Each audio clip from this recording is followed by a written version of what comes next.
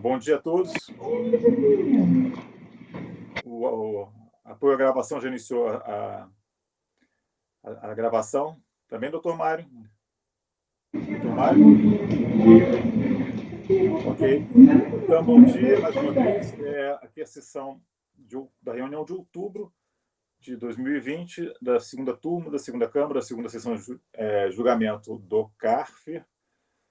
Estão presentes todos. Hoje é o dia 5 de outubro, uma segunda-feira, iniciando a gravação da manhã, sessão da manhã, e eu vou fazer uma breve chamada com os conselheiros, para depois, são todos os conselheiros titulares presentes, e para depois passarmos a pauta temática que começa hoje o dia com ITR.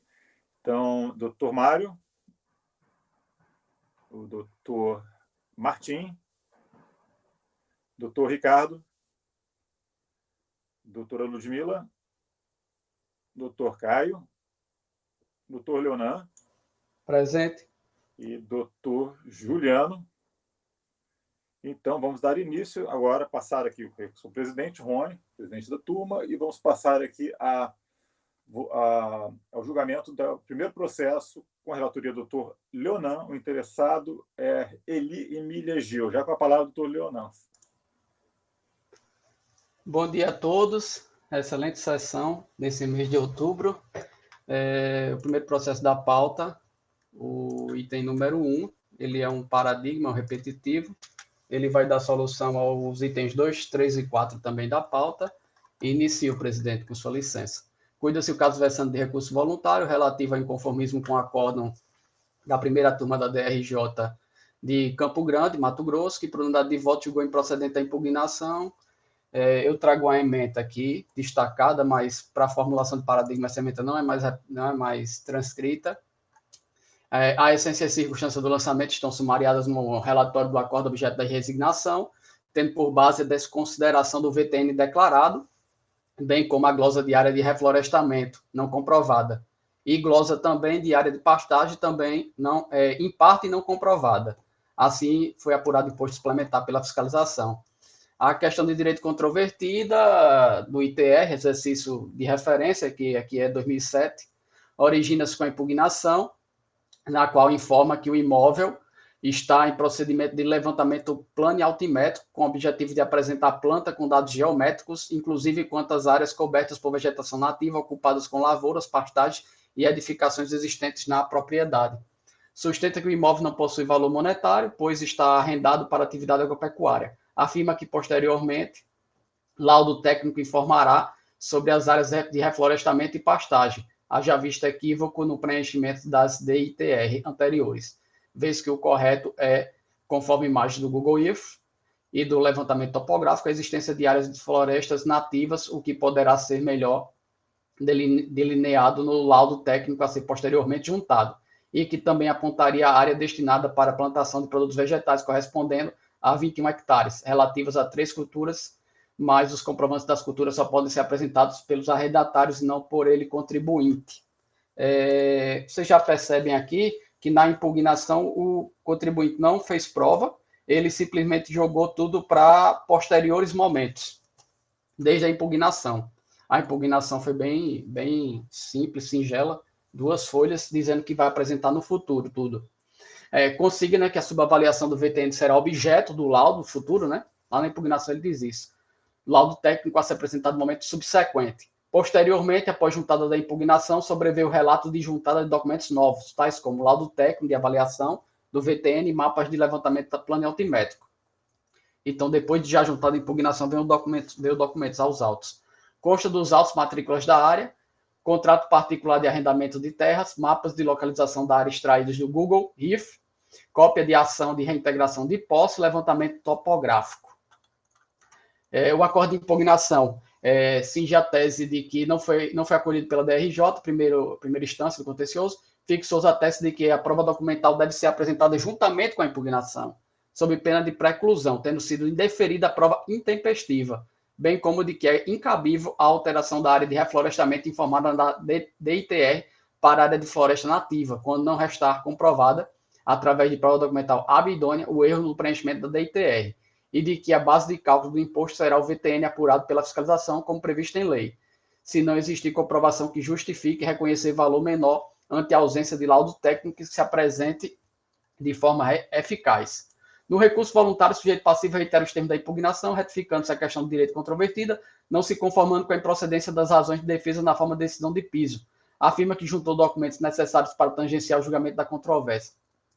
Diz que apresentou com a impugnação provas tais como levantamento planoaltimétrico, cujo objetivo era exibir a planta do imóvel com os dados geométricos correlatos, bem como as áreas cobertas por vegetação nativa ocupadas com lavouras, pastagem e as edificações existentes na propriedade. Por isso, em preliminar, questiona a afirmação da decisão de primeira instância, no sentido de que estaria sendo elaboradas provas, os laudos, a avaliação, não tratando o relatório da realidade processual depositada. No mérito, especialmente destacou que o VTN deve seguir o laudo técnico apresentado e que não existe área de reflorestamento, devendo-se reconhecer o erro de fato do contribuinte na transmissão da declaração, havendo, conforme levantamento técnicos, inclusive pela exposição por satélite, especialmente levantamento topográfico, uma área total de X hectares, composta por X hectares de mata nativa, X hectares de banhado, X hectares de preservação permanente, X hectares de açude, X hectares de lavoura, X hectares de lagoa natural, X hectares de plantio de maçã, X hectares de benfeitorias úteis e de estradas internas. Esclarece que, por ocasião do preenchimento da DITR, havia uma opção, reflorestamento, a qual foi erroneamente assinalada como pode ser verificado no levantamento topográfico nas imagens do Google Earth, pois deveria assinalar florestas nativas. Informa que, como registrado na planta do levantamento topográfico e nas imagens do Google Earth, a área destinada à plantação de produtos vegetais corresponde a 21 hectares, relativos a 3 culturas, e que o VTN é indicado em laudo, assinado por profissional habilitado. Juntou documentos com recurso voluntário, sendo cópias já colacionadas aos autos, esclarecendo que estava representando todos os documentos. E esses documentos aqui foram juntados após a impugnação. É o que importa relatar. O recurso é admitido, portanto, conheço, preliminar, antecedente.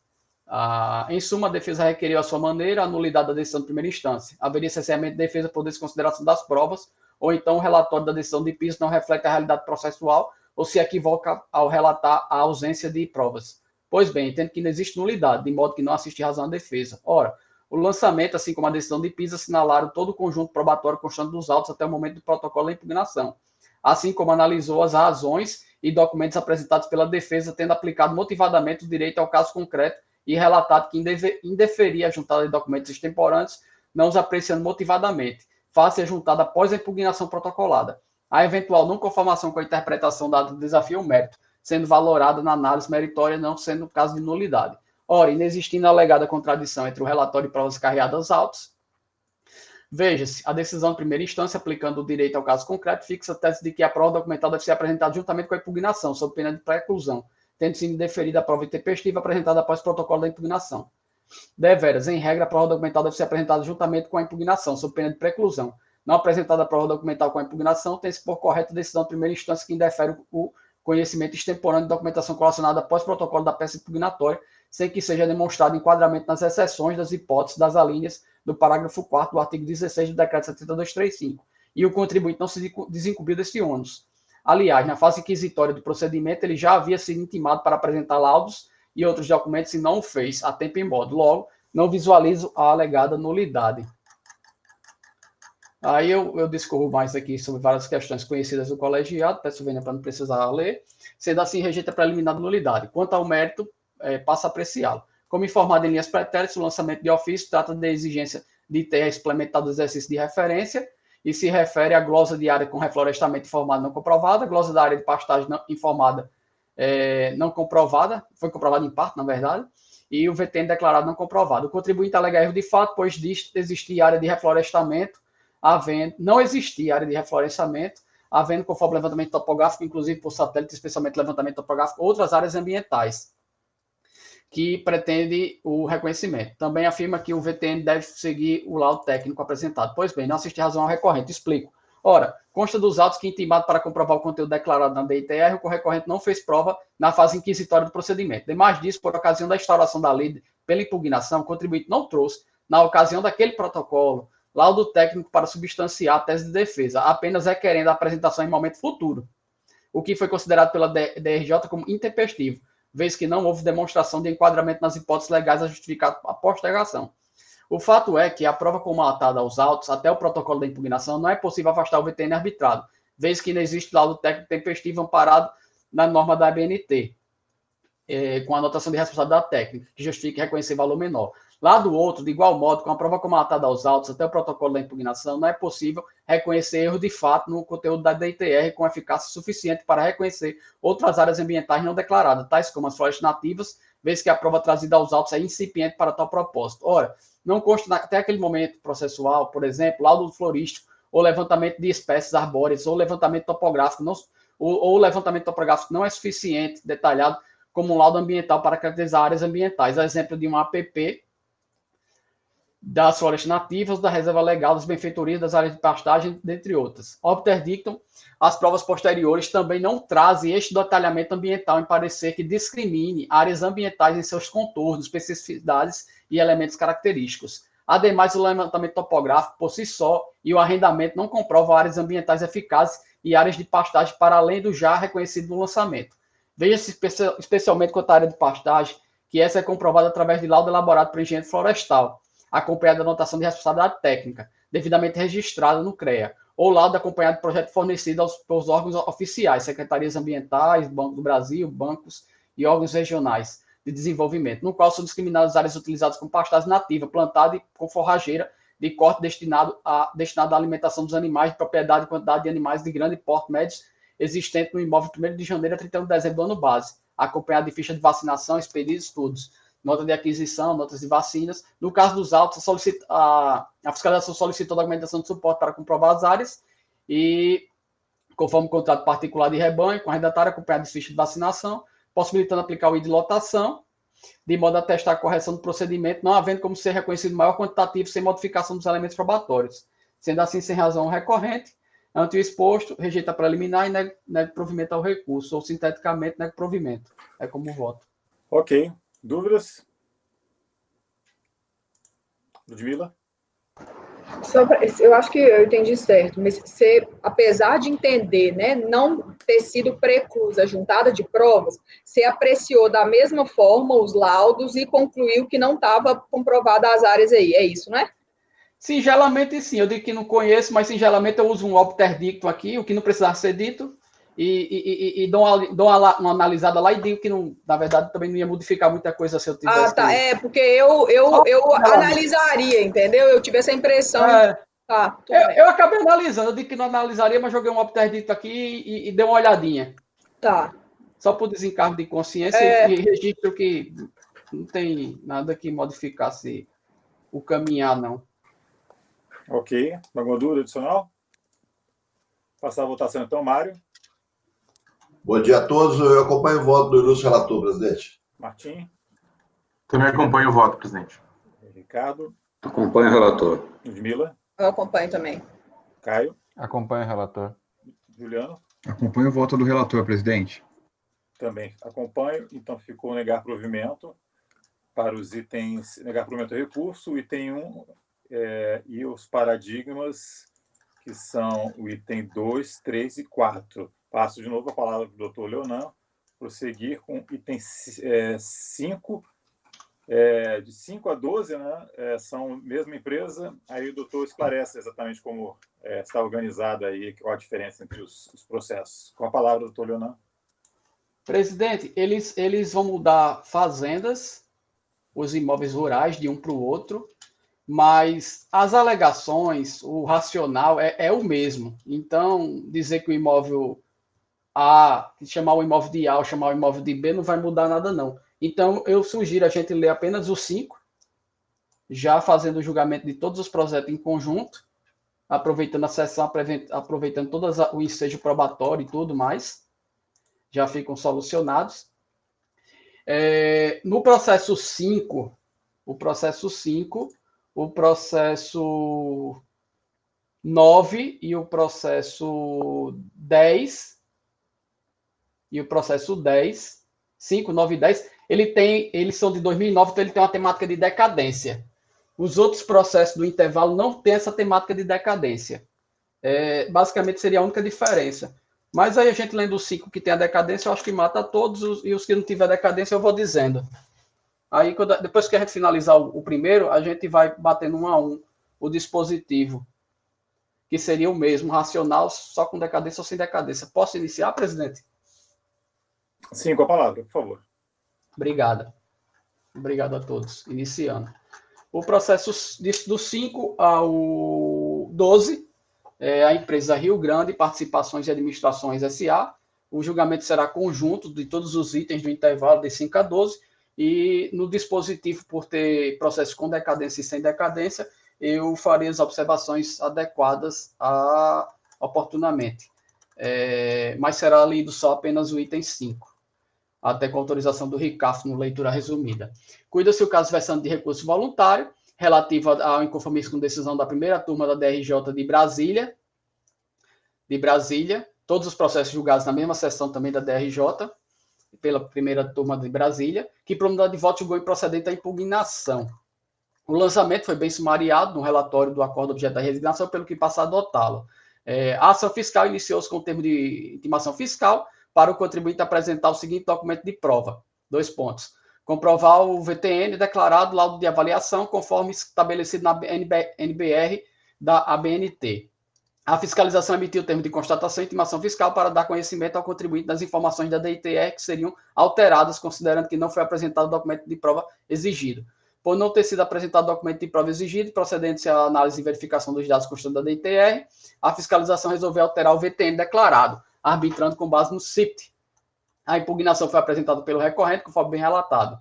Nesses termos, a impugnação alega em síntese que, em 2012, solicitou ao INCRA o cancelamento da matrícula do imóvel em virtude da inexistência física, pois o imóvel supostamente localizado no município de São Desiderato, Bahia, não existe. Afirma que existe na localidade indicada na matrícula da fazenda outros imóveis que são objeto de outras matrículas, outros proprietários sem qualquer relação com ele, que exercem posse e propriedade sobre a aludida área e possuem melhor título, o que pode ser comprovado pela realização da diligência no local. Menciona que o arbitramento realizado impôs a alíquota exorbitante e progressiva adotada de natureza inconstitucional. Entende que o lançamento também não deve se prevalecer por ser ilegal e inconstitucional a base de cálculo utilizada, considerando que não poderia arbitrar o VTN sem, ao menos, dispor qual o valor médio da terra por hectare da região.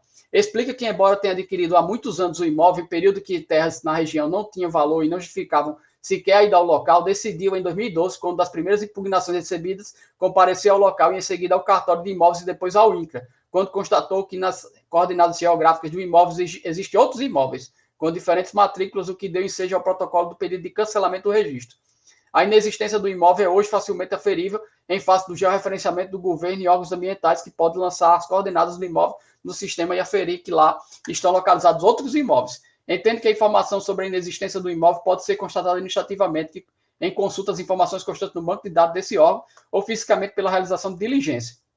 Considera que, como a prova da inexistência física da terra é uma prova negativa, não há como ser feita ou trazida aos autos, mas precisa ser constatada e comprovada in loco pela fiscalização.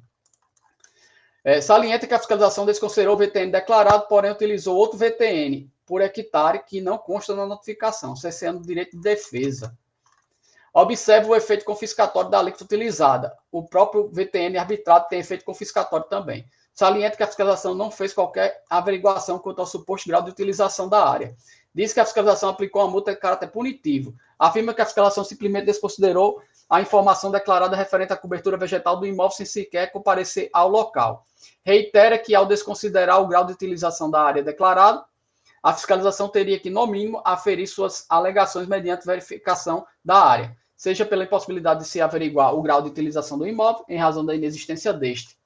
Considera que se o imposto incide sobre a propriedade, o VTN necessariamente há de mensurar mediante perícia. Observa que, para a obtenção da média entre o menor e o maior valor do VTN, faz necessária a confecção de um laudo ou, no mínimo, de vistoria ao local.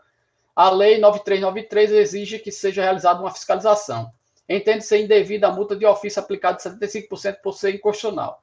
A Constituição veda a utilização de tributo com efeito confiscatório. Requer a realização de diligência, nulidade do lançamento, afastar a aplicação da multa de ofício. Esse é o resumo da impugnação.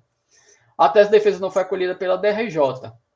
Aí eu transcrevi uma ementa, mas no início do acordo, no LIP, de Vênia para não ler. Na decisão, a qual foram refutadas cada uma das insurgências do contribuinte, e foi capitulada a decisão da DRJ nos seguintes capítulos: nulidade do lançamento, valor da terra nua, multa de ofício e solicitação de perícia. Ao final, consignou-se que julgava por rejeitar as preliminares arguidas e no mérito que seja julgado improcedente no mérito julgou improcedente a impugnação referente ao lançamento com substância da notificação em tela. No recurso voluntário, o sujeito passivo reitera no termo da impugnação, postula a reforma da decisão de primeira instância a fim de anular ou cancelar o lançamento. Na peça recursal aborda os seguintes capítulos: decadência, nulidade do lançamento, desproporcionalidade entre o VTN do município arbitrado, diferença de aproximadamente 400%, inexistência do fato gerador do ITR do imóvel inexistente, diz que o imóvel não existe, impossibilidade de fixação da base de cálculo do ITR por intermédio de portaria, da infundada aplicação de alíquota dotada de natureza nitidamente constitucional e natureza confiscatória da multa de ofício 75%, juntou documentos novos, é o que importa relatar. Voto vencido, já está aqui. O recurso é admitido em parte. Vamos lá. O recurso voluntário originalmente protocolado é tempestivo, mas não atende a todos os pressupostos de admissibilidade, sendo que caso de conhecimento parcial. Pretende o recorrente o reconhecimento de inconstitucionalidade, utiliza vários argumentos de inconstitucionalidade. Assevera que a multa é confiscatória, que o tributo é confiscatório, que a alíquota é inconstitucional, que inexiste coeficiente de aptidão agrícola, que há prévia indenização exigida pela desapropriação, que o VTN não pode ser arbitrado com base no CIPT, pois isto é regularmente de forma infralegal, sendo, portanto, inconstitucional, dentre outros argumentos reportados no relatório. Como essas temáticas são de constitucionalidade, eu não estou conhecendo, estou aplicando a súmula CAF número 2, que diz: o CAF não é competente para se pronunciar sobre inconstitucionalidade de lei tributária. Por tais razões, reconheço fatos impeditivos e mesmo instintivo do direito de recorrer e declaro que não compete esse colegiado se pronunciar sobre inconstitucionalidade de lei ou ato normativo nela baseado. Pontuo que os efeitos desta declaração se estendem sobre a discussão envolvendo todo o rol de matérias em torno da inconstitucionalidade de normas tributárias e efeitos confiscatórios. De mais a mais, o referido recurso foi apenas repetido nos autos. De qualquer sorte, pelo Instituto da Preclusão Consumativa, as páginas analisadas serão do recurso originalmente protocolado. Por conseguinte, com esse parcialmente do recurso voluntário originalmente protocolado. Perícia. O contribuinte requer a realização de perícia ou diligência.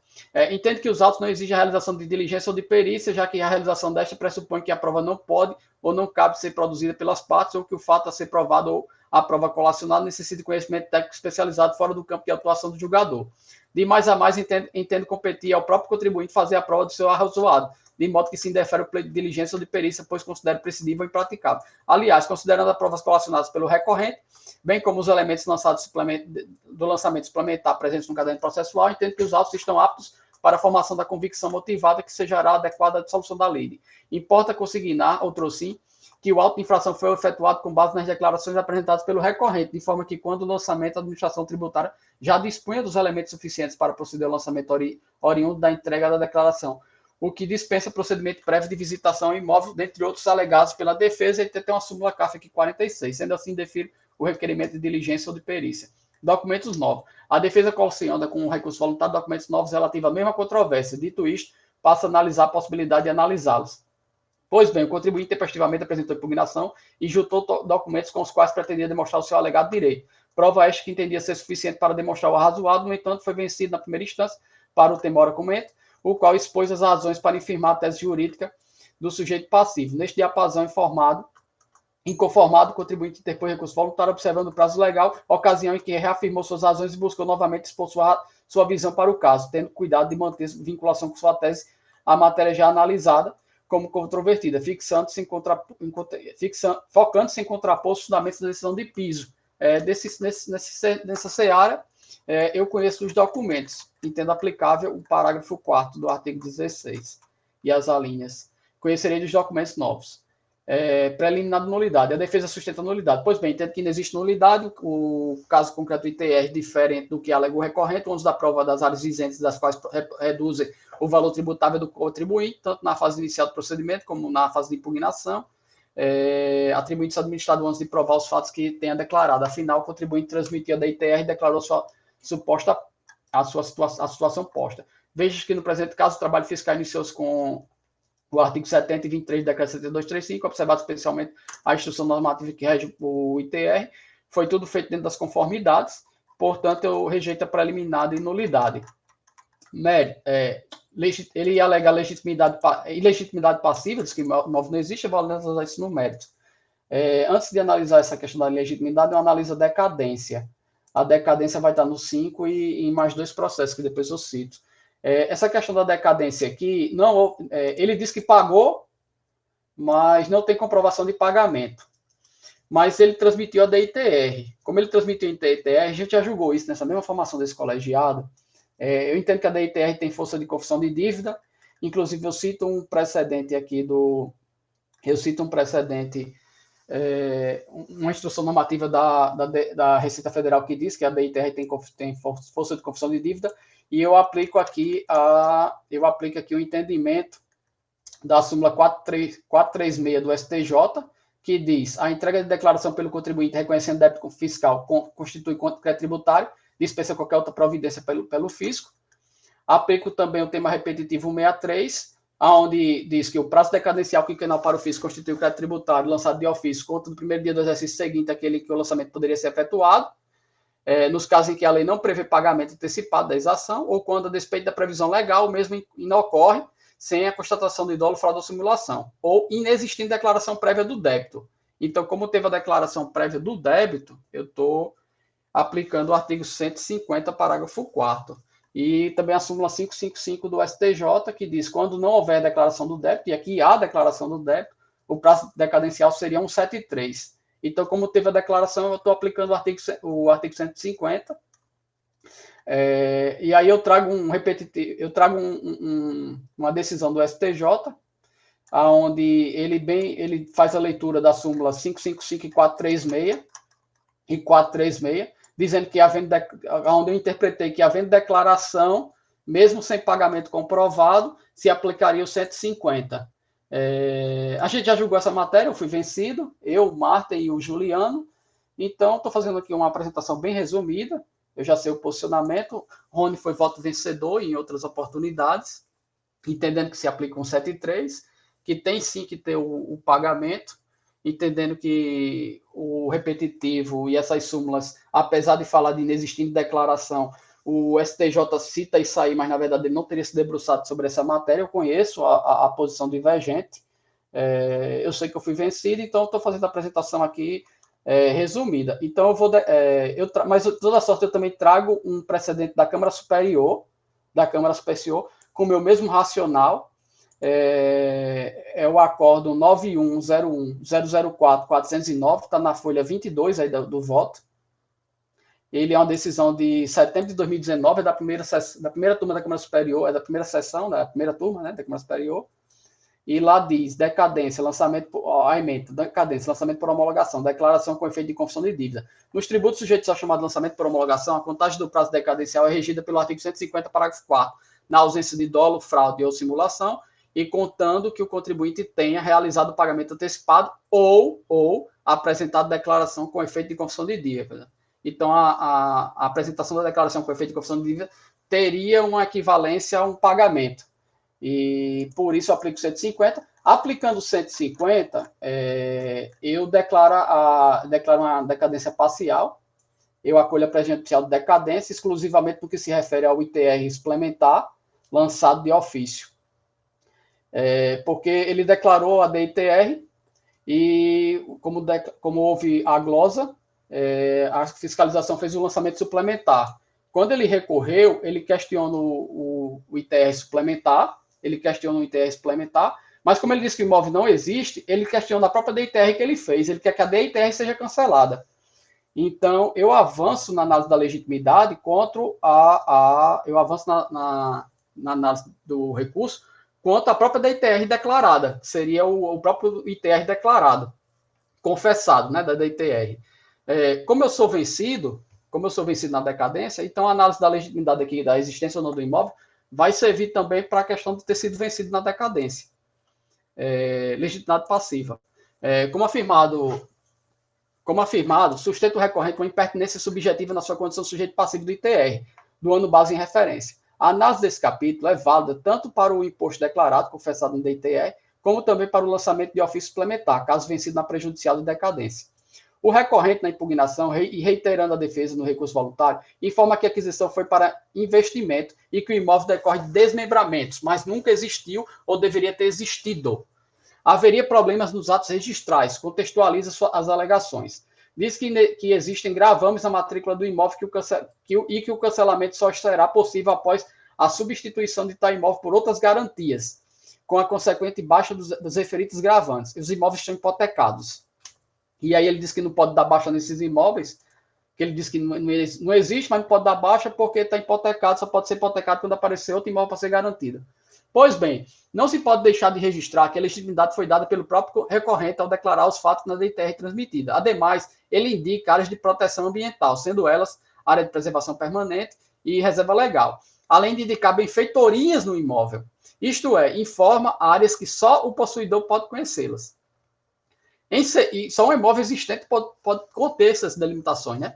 Em seguida, observe que o recorrente alega que as mesmas argumentações em outros imóveis que não possuem que possuem na região, que seriam os outros processos, é tudo do mesmo jeito. Parece que os imóveis são tudo vizinho ali e ele diz que tudo não existe. Sempre o mesmo fundamento. A questão é que a documentação colacionada do folho real não comprova que os imóveis desmembrados tenham deixado de existir ou que o imóvel original não existisse. Aliás, esse imóvel original era pormenorizadamente descrito em memorial descritivo, todos eles, pelo que tinha marcos e pontos de localização e de georreferenciação. Veja-se que são julgados nessa mesma sessão os seguintes processos, em todos eles há áreas conhecidas e declaradas pelo próprio sujeito passivo. Aí eu cito aqui todos os imóveis, digo quais são os imóveis, e é a mesma argumentação, e é também um motivo aqui, transcrevendo aqui no item 5, todos os outros processos, falando deles, não está destacado, mas é o motivo também que a gente está fazendo julgamento conjunto. Constata, inclusive, pelas palavras do recorrente, que os imóveis estão dados em garantia. São, portanto, objeto de garantia real, o que se soma em desfavor do recorrente. Porém, os sucintos documentos do folho real sequer apresentam informação completa para averiguações. O recorrente não traz aos autos certidões que esclareçam o contexto da garantia. Ora, o sujeito passivo alega não ser dono, mas não comprova o asseverado de forma inconteste, especialmente no momento do fato gerador. O folho real não trabalha em seu favor e a DITR foi por ele própria transmitida. Após ter transmitido a DITR, não houve apresentação da declaração retificadora. Não anexou prova da não legitimidade com a impugnação. E a DRJ, por ausência de provas no que se refere à não condição de proprietário do possuidor, rejeitou a tese de defesa. Entendo doravante suficiente adotar as conclusões da decisão de piso, a saber, acrescentes que, enquanto não providenciado o cancelamento do registro do título de propriedade do competente cartório de registro de imóveis, o impugnante continua a ser havido como proprietário do imóvel, nos termos do artigo 1245, parágrafo 1º do Código Civil, cabendo observar ainda o disposto no 252 da Lei 6.015, de registros públicos, sendo numerado o artigo 255, redação dada pela lei tal. É de se reiterar que o registro público é o meio apto para a comprovação do direito de propriedade, e assim tem a presunção de veracidade. Contudo, essa presunção não é absoluta, mas relativa. A presunção relativa admite prova em contrário, pois, caso seja comprovado que o registro possui alguma irregularidade, ele poderá ser anulado ou retificado, dependendo da irregularidade que o possuir. Nesse sentido, declara o artigo tal do Código Civil. Dessa forma, a pessoa que deseja comprovar alguma irregularidade em registro público tem a obrigação de provar suas alegações. No presente caso, até prova em contrário, o impugnante é proprietário do imóvel de tal atuação, até mesmo porque ele protocolou o pedido de cancelamento da matrícula no INCRA, e como tal, sujeito passivo da obrigação não constando nos autos qualquer documento para afastar a assertiva, cabendo transcrever quanto a esta questão disposto no artigo 252 da Lei de Registros Públicos. Além disso, o cadastro do imóvel continua ativo no CAFI e, consequentemente, produzindo todos os seus efeitos, além de não constar até a presente data qualquer pedido de alteração de cancelamento do mesmo. Ressalto que não consta nos autos pronunciamento do INCRA quanto ao referido pedido de cancelamento da matrícula. Concluo que o contribuinte não comprova nos autos de forma direta e efetiva a condição desconstitutiva de sua existência, de sua condição de proprietário. Não está suficientemente demonstrado que o imóvel não existia. Aliás, o eventual pedido de cancelamento é posterior ao fato gerador. De mais a mais, enfrentando a eventual alegação de impossibilidade de produção de prova negativa no que se refere à suposta inexistência do imóvel com a qualidade de possuidor quando nos domine, penso que esse argumento não é válido, vez que o contribuinte poderia comprovar a nulidade do folho real, o que não fez. Ademais, o fato do imóvel estar em garantia não lhe favorece, assim como poderia comprovar fatos com memorial descritivo e ou matrículas de imóveis na região quando alega sobreposição, comprovar o contexto de eventual processo de nulidade de matrícula ou judicial de discussão de terras e explicitar e comprovar o porquê de ter declarado situações que somente o possuidor que as conhece e que somente um imóvel que existe pode conter, tais como as declarações de área de preservação permanente e área de reserva legal e de benfeitorias. Tais áreas foram todas declaradas pelo recorrente, declaradas como existentes e, de certo, que em se tratando de documento formal de efeitos públicos, especialmente tributários, não poderia faltar com a verdade. Seria razoável até discutir se é ou não proprietário, mas após declarar, por exemplo, que existiam tais áreas, não é crível que tempos depois, e somente depois de ser autuado, venha dizer que o imóvel simplesmente não existe e não justifique como e por que a razão fez as declarações das áreas ambientais, que disse que conhecia. Logo, não entendo como válido eventual argumento de produção de prova negativa no que se refere à suposta inexistência do imóvel e à qualidade do possuidor como antes domini. Sendo assim, sem razão recorrente neste capítulo, o VTN ele não vai trazer laudo, né, porque ele estava dizendo até que o imóvel não existia. Eu vou aplicar, vou manter o VTN, tem CIPT, tem tudo, sem razão recorrente neste capítulo. Caráter confiscatório da multa, súmula CAF 2, aplicação da lei, a multa 75% também é válida. Juros moratórios, ele contesta também, aplica súmula CAF 4. A Selic hoje em dia não é incontroverso, que a Selic se aplica ao crédito. Em resumo, conheço parcialmente o recurso, não conhecendo argumentos que objetivam afastar a legislação posta por inconstitucionalidade, isto é, todo o rol de matérias em torno de inconstitucionalidade de normas tributárias e efeito confiscatório, rejeita a preliminar de nulidade, indefira a perícia diligência, aprecia os documentos novos e, no mérito, quanto à parte conhecida, acolhe a prejudicial de decadência em relação ao ITR suplementar, objeto do lançamento de ofício, e mantém a legitimidade do recorrente para constar como sujeito passivo da relação jurídica tributária do ITR declarado, aquele ITR que está lá na DITR, de modo que dou provimento parcial ao recurso apenas para declarar a decadência no que se refere ao lançamento de ofício do ITR suplementar, ao fim e finalicidade do dispositivo. Antes exposto, conhece parte do recurso, deixando de conhecer todo o rol de matérias em torno de constitucionalidade de normas tributárias e efeito confiscatório, para, na parte conhecida, dar-lhe provimento parcial para declarar a decadência do ITR suplementar lançado de ofício. É como voto. Esse dispositivo vai ser o mesmo para o item 5, vai ser o mesmo para o item 9 e vai ser o mesmo para o item 10. 5, 9 e 10. O dispositivo é esse. Nos outros, os outros não vai ter essa questão da decadência, então vai ser nego provimento. Tá. Obrigado, Leonan. Alguma dúvida, gente? A gente teve uma votação em fevereiro, tá? Todos que estavam aqui já se manifestaram quanto à questão. Só lembrando, assim, realmente o Leonan já resumiu muito bem, né? Existe uma controvérsia muito justificada, até porque o STJ ele não abordou de maneira clara essa situação, é uma questão de interpretação da decisão dele, desse tribunal, e não me parece, efetivamente, que a situação em específico tenha sido realmente clarificada nesses precedentes que até hoje tem saído, tá? Então, é uma interpretação um pouco mais literal. Tem aquele argumento de que não, se o contribuinte não apura nenhum resultado, né, então ele estaria sendo, por exemplo, se o contribuinte, eu vi até o acordo da Câmara Superior, né, se o contribuinte ele apura um prejuízo fiscal, então não tem nada a declarar, ele estaria sendo penalizado, e aí se invoca uma razoabilidade, etc. Mas, enfim, eu ainda me apego um pouco, talvez, ao que se chama de interpretação literal, e entendo, por devida vênia, aí, que na ausência de uma manifestação mais clara do CJ, a meu ver, a necessidade de haver algum pagamento. Nos autos não tem pagamento, né? Ele coloca na DTR que ele apura um devido, mas não tem nenhuma prova de que tenha havido efetivamente nos autos. E aí é um pouco... talvez poderia ser melhor instruído o processo por parte de todos aí, porque a fiscalização ela só se limitou a lançar o suplementar, né?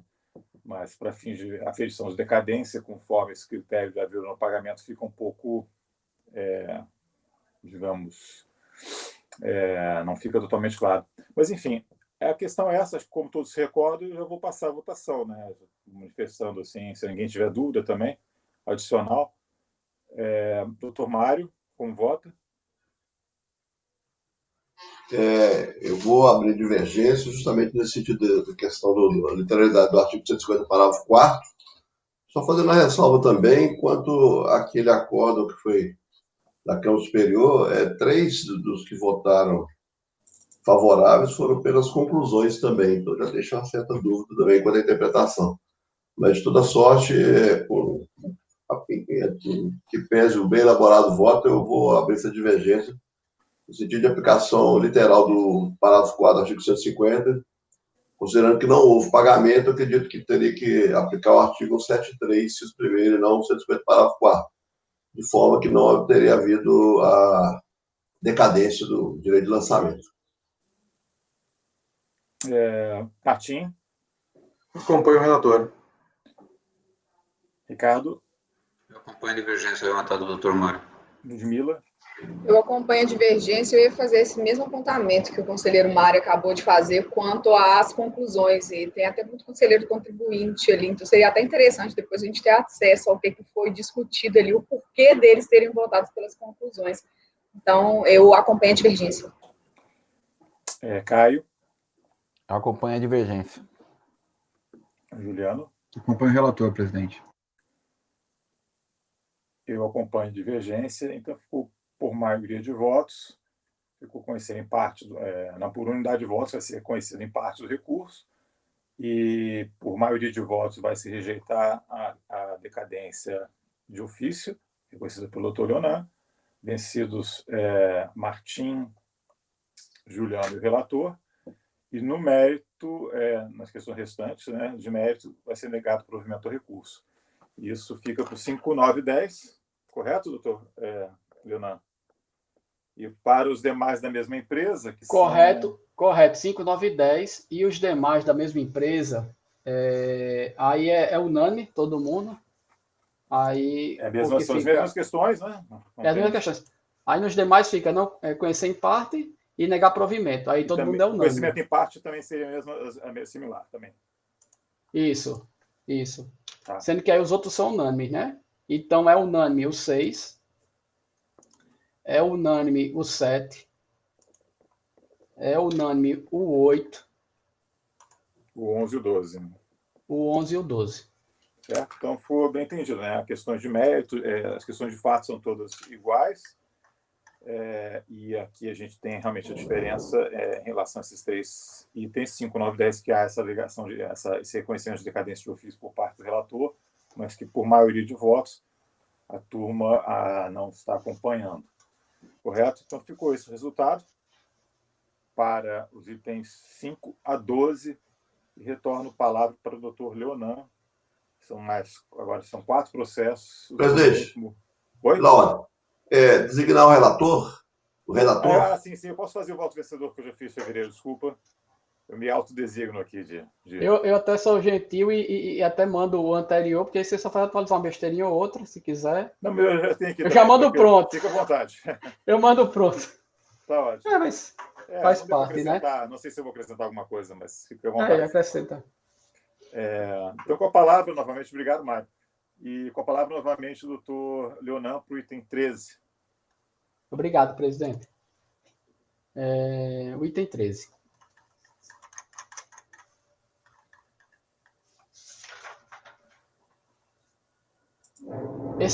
Só para fazer um registro, presidente, o 13, ele já resolve também o 14, porque muda só o exercício, é tudo igual, muda só o exercício. E ele também dá um encaminhamento já para o 15 e para o 16. No 13, ele declarou APP. No 15 e 16, não há essa declaração de APP. Mas com relação ao resto, é tudo igual.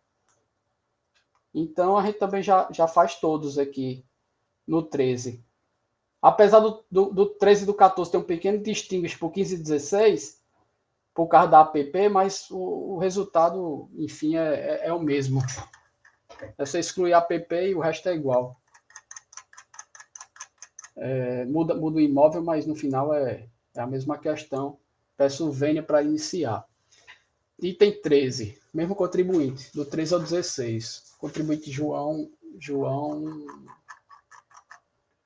Gentil Júnior. Cuida-se o caso versante de recurso voluntário relativo à decisão da primeira turma da DRJ de Brasília, todas elas, que, por unanimidade de votos, julgou improcedente o pedido de deduzimento da impugnação, cuja causa estou assim aumentada. Vou ler só os trechos das controvérsias. O início do procedimento administrativo ou medida de fiscalização exclui a espontaneidade do sujeito passivo em relação aos atos anteriores. Portanto, cabe ser mantida as informações declaradas na DTR quanto à distribuição das áreas do imóvel. Deve ser mantido o VTN declarado, arbitrado pela fiscalização com base no CIPT. E a multa confiscatória não é pertinente no processo administrativo e a Selic é devida.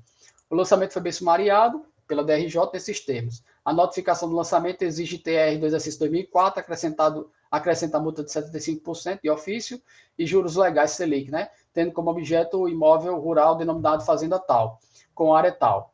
A ação fiscal de revisão de DITR, incidente na malha, se iniciou com intimação para apresentar o laudo técnico de acordo com a BNT, né, para a questão do VTN, e a fiscalização lavrou o termo de ciência e de continuidade de procedimento, estendendo para 2005, iniciou com 2004, estendendo para 2005 também, e para o contribuinte apresentar matrícula atualizada, laudo de avaliação, informou que a falta de comprovação ensejaria o arbitramento pelo CIPT, por aptidão agrícola, e tem as aptidões agrícolas aí. Por não ter sido apresentado qualquer documento, a fiscalização resolveu alterar o VTN declarado, com base no CIPT. A impugnação foi apresentada pelo contribuinte, nesses termos. Alegou lá na impugnação, em síntese, enfatiza que a área do imóvel é de X hectares, conforme o levantamento plano e altimétrico.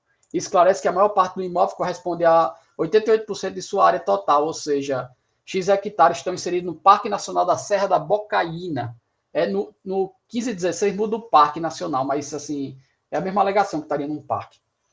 Informa que para provar que a quase totalidade da área do imóvel está inserida no citado parque, junta laudo elaborado por engenheiro cartográfico devidamente habilitado, com memorial descritivo, levantamento plano altimétrico, e que, além disso, a área residual do imóvel é considerada área de preservação permanente de uso público, faixa de praia e margem de rio.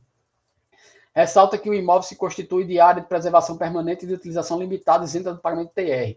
Salienta que, em decorrência da extinção da área aproveitada do imóvel, passou a fazer a DITR, após excluir as áreas de preservação permanente, reserva legal e de utilização limitada, áreas invadidas por terceiro, calculado o valor de pequenas faixas de terra-rua, que dá acesso ao mar, sendo ainda cortada pela rodovia Rio Santos. Ressalta que a área considerada aproveitada também deve se obter a isenção de TR, trata-se de área sem nenhum valor de mercado, uma vez que, em decorrência da legislação ambiental na região do município de Paraty, aquelas áreas são consideradas preservação permanente e utilização limitada.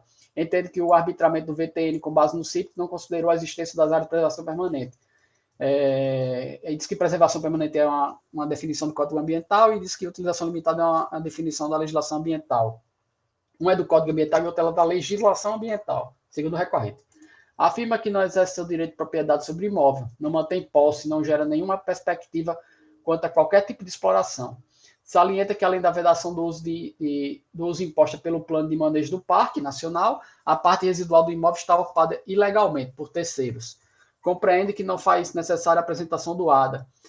Entende que o ônus de provar a declaração não verdadeira é da administração pública, da Receita Federal. Discorre sobre a taxa Selic, alegando constitucionalidade, legalidade, enfim. A tese não foi acolhida pela DRJ, conforme sintetizado a Ilures, eu li a ementa, né, tem os capítulos de decisão aqui. No recurso voluntário, sujeito passivo reiterado de impugnação, requer o cancelamento, é o que importa relatar. O recurso é tempestivo, de todo conhecido, portanto, dele conheço. Mérito. Quanto ao juízo de mérito, passa a apreciá-lo. De início, pondera que se cuida de lançamento de ITR, autorizado na forma do artigo 14 da 9396, a legislação do ITR, eu trago aqui a legislação do ITR, trago várias definições legais e, doravante, passa a enfrentar os capítulos da controvérsia, página 10 do voto, lendo resumidamente, conforme autorizado no RICAF, nosso regimento interno. Lançamento em si mesmo.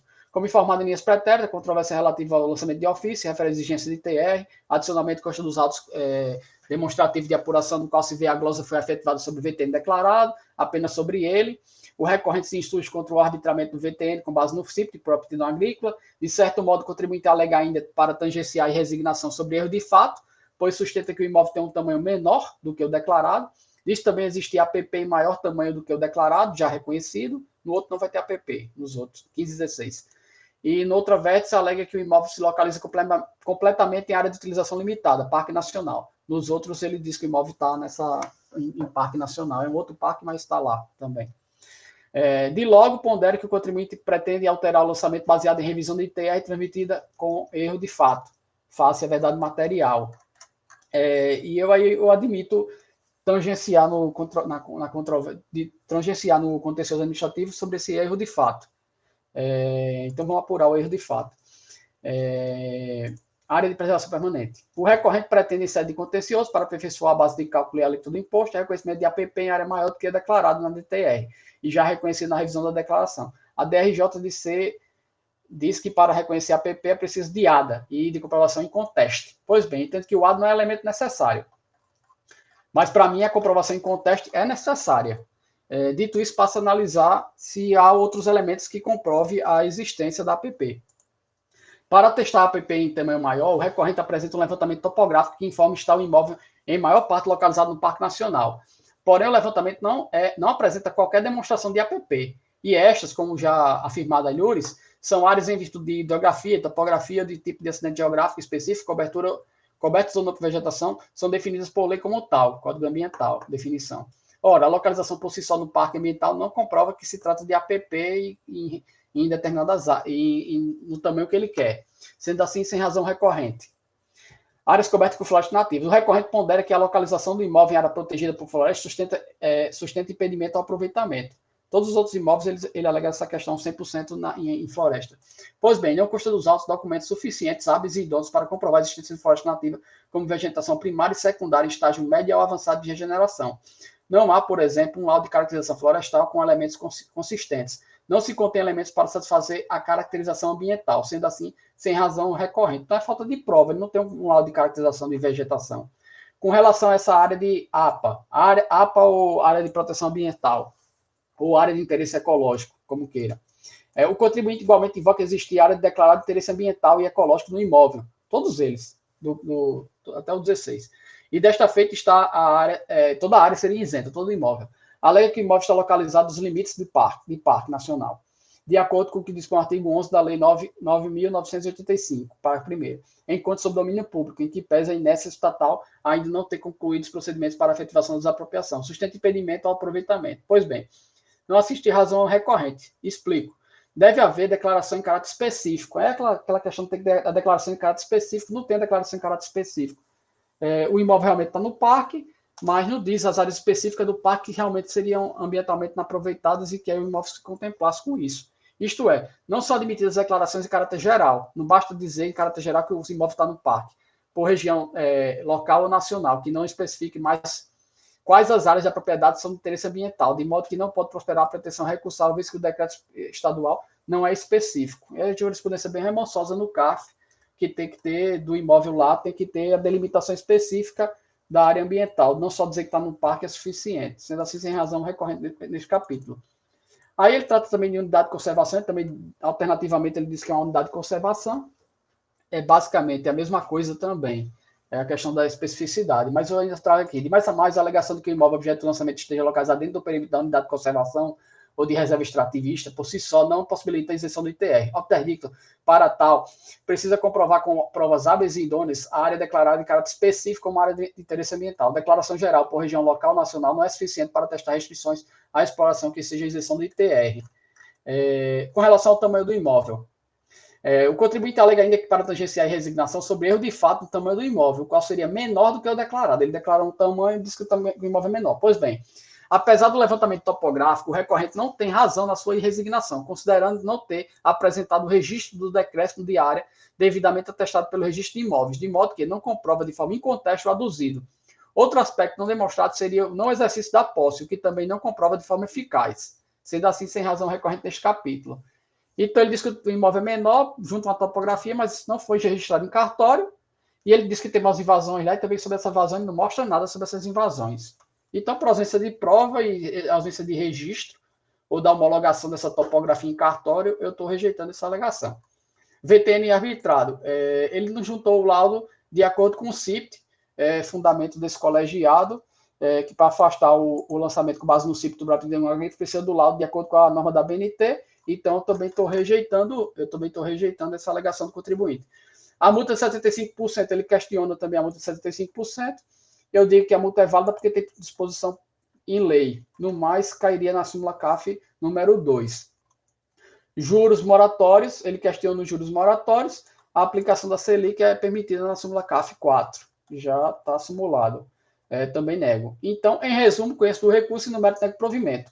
E, de forma sintética, o dispositivo de todos esses processos do mesmo contribuinte, do 13 ao 16, ante o exposto, nego provimento ao recurso.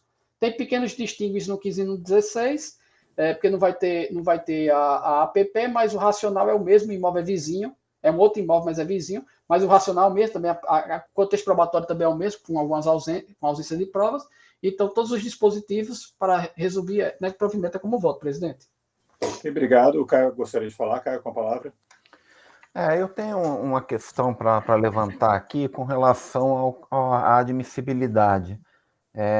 Eu peguei também uma leva de processos, inclusive deve ter sido alguma fiscalização planejada nesse sentido, porque eu peguei exatamente um imóvel exatamente igual a esse do Leonan, mesma Serra da Bocaina, ali naquele litoral norte de São Paulo, e eu percebi, nesses vários processos que eu peguei, que já desde a DRJ Brasília, uma série de os contribuintes alegam erros de fato no preenchimento das DITR, e com isso a DRJ adentra em análise de áreas que sequer fazem parte do lançamento. É o caso aqui dessa questão, se não me engano, da APP, não é? Hein, Leonan? Em que ele alega um erro de fato para discutir que ele quer uma retificação da DITR para acatar uma APP, que não, nesse caso não é acatada, mas é uma matéria que não foi lançada. Sabe? Eu sei, ele acaba influindo no cálculo do imposto por conta de área de utilização, de percentual de utilização, mas eu acho uma questão muito complicada essa, até porque eu peguei processos em que a DRJ analisa todos os aspectos do ITR sem que tivesse sido lançado. Foi lançado lá VTN, foi lançado uma glosa de área de pastagem e analisa-se tudo, né? É aquela história que isso não está em discussão, né? Se ele cometeu um erro de fato, é uma questão de retificação de ofício.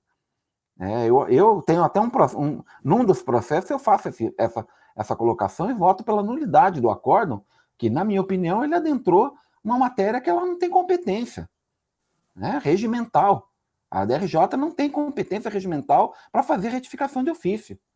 Então, se a matéria não é objeto do lançamento, e ainda que o contribuinte traga que isso afete o percentual de aplicação, se não foi lançado, não há controvérsia ali a ser rebatida, não há pretensão do fisco a ser rebatida, não há lide, sabe? Então, eu tenho uma grande dificuldade nisso daí, porque você amplia o leque de verificações no processo muito, muito, muito, muito além daquilo que a fiscalização fez, sabe? Então, eu tenho e eu preciso fazer essa colocação nesse voto, porque isso vai implicar todos os votos que eu vou fazer na sequência, né, com relação à ITR. Então, Ok. Essa divergência. Temos aí, vou passar a Ludmila, por favor, com a palavra. Ela levantou a mãozinha, depois eu te passo a palavra, tá, Leonan? Obrigada, presidente. Nós já fizemos isso que o conselheiro Leonan fez em inúmeras outras oportunidades, em termos de analisar essa suporte. Eu entendi seu posicionamento, sabe, Caio? Mas nós já analisamos com relação à possibilidade de fazer essa retificação, desde que trouxesse elementos que demonstrassem de forma cabal aquele equívoco. Então, eu não veria, em princípio, nenhum problema de a gente fazer essa... Primeiro, né, isso foi algo que a DRJ levantou e apreciou, como você bem mesmo colocou, então isso está devolvido para a gente. A partir do momento que ela aprecia, ela abre um novo espectro. Vou te dar um exemplo de um que eu peguei agora, que não tem nada de TR, mas multa. O contribuinte não se insurge contra a multa, só que a DRJ vai lá e aprecia algo que ele nem se insurgiu. Então, o contribuinte, a meu ver, teria a possibilidade de, como a DRJ apreciou, ainda que ele não trouxe na impugnação, a gente analisaria aqui. Então, a gente analisa a decisão da DRJ. Se ela apreciou, eu não vejo, me pareceria um tanto quanto contraditório a gente fazer uma delimitação de lide que não foi feita pela DRJ. Então, eu não teria nenhum problema de acompanhar o conselheiro Leonan, porque nós já fizemos isso diversas vezes, e também por essa razão que eu estou expondo agora, mas eu entendo seu posicionamento. Leonan, por favor. Obrigado, Ludmila. Obrigado, Ludmila. Na verdade, eu ia até falar o que ela falou. Eu ia lembrar que a gente já votou várias vezes. Eu entendo que, como o Caio não foi o relator, quando a gente é o relator, às vezes a gente vem acompanhando os conselheiros, vem acompanhando determinado racional, principalmente quando todo mundo está na leva ali, você acaba acompanhando. Se 7 acompanham, você acaba acompanhando também. E quando você é o relator de um processo, aí você pega o processo e vai raciocinar, digamos, melhor, vai fazê-lo especificamente, e aí, de repente, pode surgir um entendimento diferente.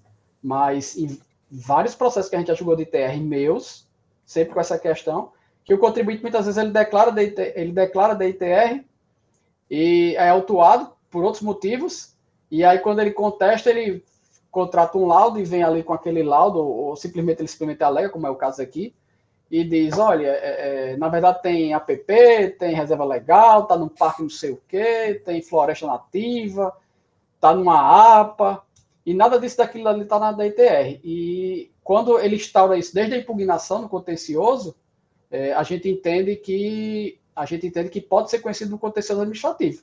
Agora, é claro que vai cair no contencioso, você vai analisar se ele vai trazer as provas. E aí, se ele trouxer as provas, você reconhece um APP e tudo, e tem uma retificação da DITR, sim. Eu vou fazer um apontamento aqui, gente, se me permite. O que acontece, assim, não é uma questão só de TR, tá? São, geralmente, são autuações que vêm de malha, tá?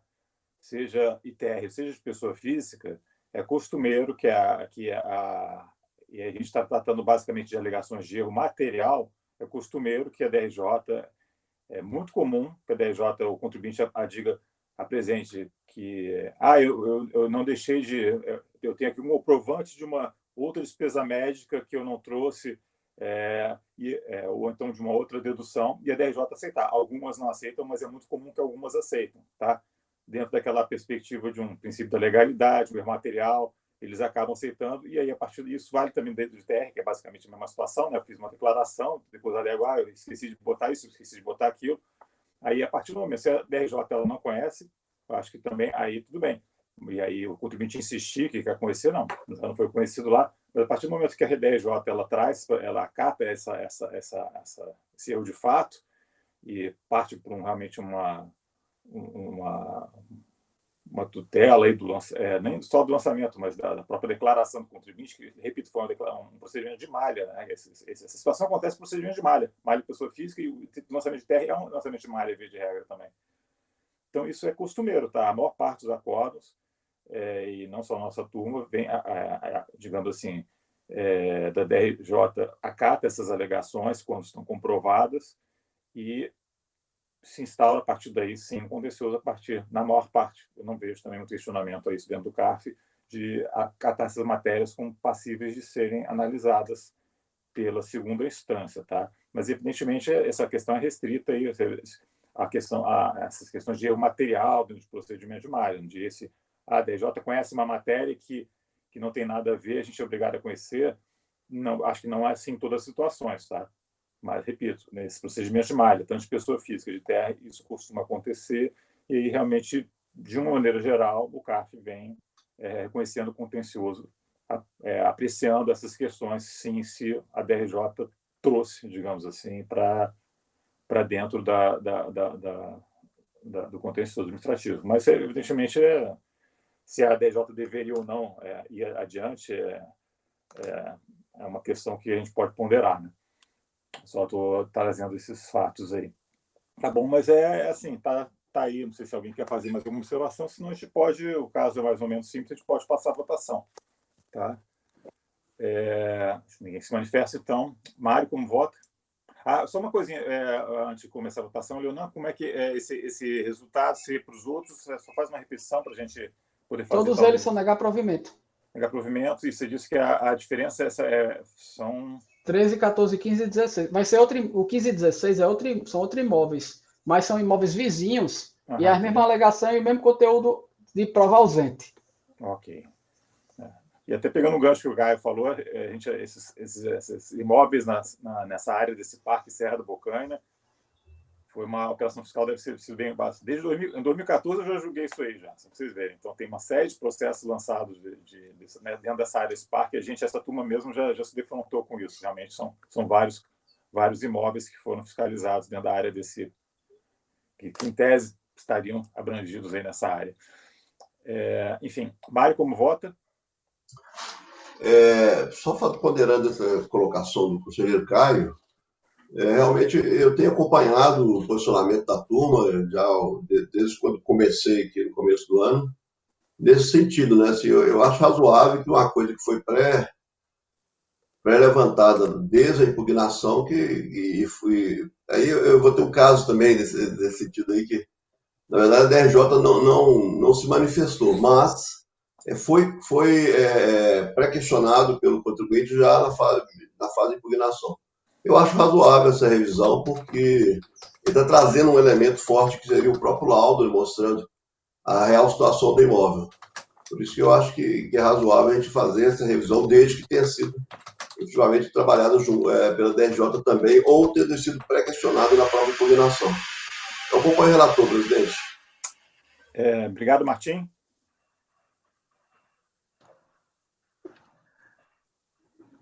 Desculpa, eu acompanho o relator também. Ricardo. Acompanho o relator. Caio. A Ludmila, desculpa. Eu acompanho o relator e só posicionando que eu acho que tendo a DRJ apreciado, se a gente não fizer, isso pode até ensejar depois um embargo de declaração, porque a DRJ apreciou, o contribuinte suscitou e a gente não está conhecendo, haveria para mim esse problema de delimitação aí da lide. Então eu acompanho o relator. Obrigado, Caio. Eu vou pedir, vênia a todos os demais conselheiros, a colocação do Rony com relação a DRJs que aceitam e DRJs que não aceitam. Eu, como tenho bastante tempo de julgamento em DRJ, eu nunca aceitei. Então, eu estou bem tranquilo com relação a isso. Eu vou manter a minha divergência. Eu acho que se esse conselho não se posicionar, as DRJs também não vão mudar. É uma questão regimental, é bem clara no regimento, não só de regimentos já antigos. Não é competência da DRJ pronunciar sobre erro de fato. Então, eu mantenho essa divergência, sou vencido, e no mérito eu acompanho pelas conclusões com relação a essa questão da análise da APP. Ok, obrigado. Só um detalhe, não tenho nada contra, pode votar pelas conclusões. Agora, geralmente as conclusões é quando você diverge do fundamento. Como você já foi vencido no conhecimento, o fundamento da APP é a ausência de prova. Então, ok, você tem. Mas fica à vontade. Realmente. Tendo sido vencido, então eu acompanho pelo voto do relator. Não, está correta a observação do Leonan. E passo a palavra, então, para o Juliano. Acompanho o relator, presidente. Eu também acompanho. Então, ficou por maioria de votos conhecer do recurso. Vencido o Caio, que conhecia parcialmente. E, no mérito, negar provimento. Isso vai ficar para 13, 14, 15 e 16, correto, doutor? Então... Correto, presidente. Então, vamos passar, agradeço, e já passo a palavra para o doutor Martim, que é o item 17 da pauta, interessado Joaquim de Oliveira. Com a palavra, Martim. Bom, passando a palavra, iniciando aqui o julgamento da minha relatoria com o item 17, João Joaquim de Oliveira. Vou tentar fazer uma síntese do caso. Aqui, na verdade, há duas alegações. Uma é a área de pastagem e outra é o valor do VTN. Indo pela parte final, então, a minha conclusão foi por negar provimento ao recurso. em relação a cada um dos pontos. Primeiro ponto, a área de pastagem. O contribuinte, ele, em fase de impugnação, ele apresenta um laudo que teria comprovado a área de pastagem e o número de cabeças de rebanho, segundo ele. Naquele laudo, ele teria, tipo, uns 600 cabeças de gado e búfalos, na soma, né?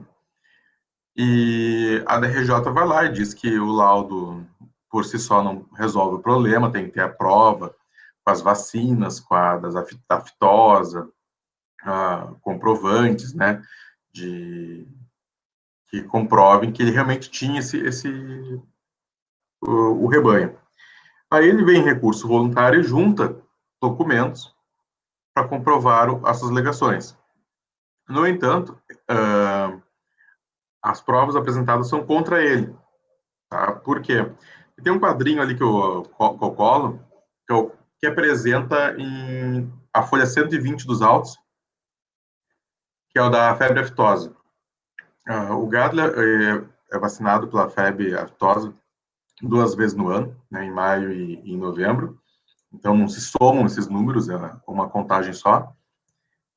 Nem todo o rebanho é preciso ser vacinado em novembro, perdão. Todo é em maio. E em novembro, pelo que eu pesquisei, geralmente é só até quem tem 24 meses, são só os animais mais novos. Então, todo o rebanho, com certeza, ele é vacinado em maio. E a gente vê que a soma entre búfalos, acho que seriam 4, né, e bovinos seriam 240, ele não consegue alcançar o limite mínimo que precisaria para ser considerado uma zona pecuária, que seria naquela região 0,90 por hectare. Ele já tem 375 hectares, então ele precisa ter no mínimo 338 cabeças, e tanto em maio quanto em novembro ele não chega a ter esses 338 cabeças, fica na faixa de 240, 235. Então ele não tem o requisito mínimo para ser considerado zona pecuária. Em razão disso, eu não entendo que ele pode ter isenção com base numa área de pastagem. Quanto ao valor do VTN, ele teria que juntar um laudo, né? Aqui tem um laudo, só confirmar se não estou confundindo os casos aqui. Se não me engano, nesse caso aqui ele tinha um laudo juntado, mas o laudo, eu não acredito, não entendi que esse laudo seria... esse caso mesmo. Ele junta aqui um laudo, na primeira instância ainda, e este laudo, ele não tem as características necessárias para fim de avaliação do VTN. É um laudo bem confuso. De repente, alguém com outro olhar até pode entender que se convença, mas eu não me convenci, achei que esse laudo faltou ali. As avaliações não ficou muito claro para mim, na verdade ficou nada claro, de onde é que saem os valores das avaliações. Me parece que tinha recém comprado umas terras, porque as avaliações são feitas com imóveis que o próprio contribuinte compra na região no ano anterior. Então, assim, em relação às amostras, né, eles não são nem do mesmo ano, são do ano anterior, algumas coisas, algo nesse sentido. Não tem as matrículas, não tem de onde sai o valor do hectare de cada imóvel, não está muito bem claro isso no laudo. Simplesmente tem as matrículas jogadas, tem lá o valor do hectare, as matrículas são todas de imóveis que ele mesmo comprou, não fica nem para compreender se é a matrícula do imóvel que está sendo juntada ali, do imóvel da lide, ou se é a matrículas das amostras. Então está um pouco confuso o laudo, e a DRJ entendeu por ele não atender as normas da NBR. Eu também vou na mesma linha, de realmente não conseguir entender que esse laudo seja apto a afastar o arbitramento do VTN. O VTN foi feito com base na aptidão agrícola, né? Então essa parte está ok. E a minha conclusão, então, é votar por negar o provimento do recurso, né, por não ter as duas matérias, tanto o VTN não ter sido feito prova, nem a área de pastagem. É como voto, presidente. Ok, obrigado. passo a palavra aí para os colegas, no debate, se alguém quer fazer algum comentário sobre o laudo, senão a gente passa a votação. Doutor Mário, como vota? Acompanhe o relator, presidente. Ricardo? Acompanho. Ludmila? Me dá só mais um minutinho aqui, só para acabar de dar uma olhada no laudo. 5 Claro. minutinhos.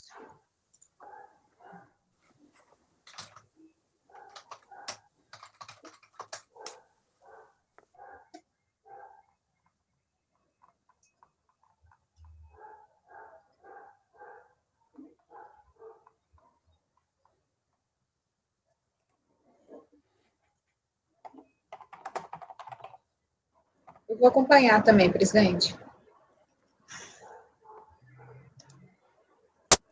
Caio, por favor. Acompanhe. Leonan?